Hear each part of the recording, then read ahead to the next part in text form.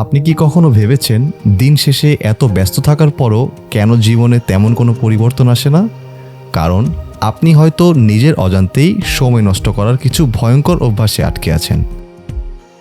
Number 1, উদ্দেশ্য ছাড়া phone scroll করা। যেমন ধরেন 5 মিনিটের জন্য ফোন হাতে নিলেন আর হঠাৎ খেয়াল করে দেখলেন এর মধ্যে 1 ঘন্টা পার হয়ে গিয়েছে। নাম্বার 2, আগামীকাল থেকে শুরু করার মানসিকতা। সফল মানুষরা কাজ শুরু করে আজ থেকে, আর অজুহাত খোঁজা মানুষরা অপেক্ষা করে আগামীকালের জন্য। নাম্বার 3, সবসময় অন্যের জীবনের সাথে নিজের তুলনা করা।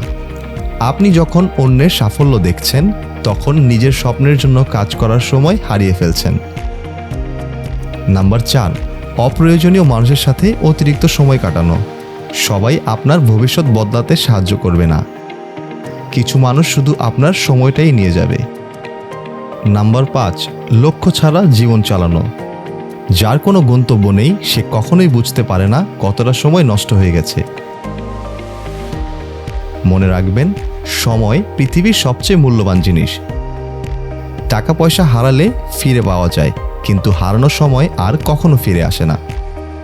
তাই আজ থেকেই সিদ্ধান্ত নিন, সময়কে নষ্ট নয়, বিনিয়োগ করবেন নিজের ভবিষ্যতের জন্য। আপনার ভবিষ্যৎ নির্ভর করছে আজ সময় আপনি কিভাবে ব্যবহার করছেন তার উপর। ভিডিওটি ভালো লেগে থাকলে লাইক, কমেন্ট, শেয়ার এবং ফলো করতে ভুলবেন না।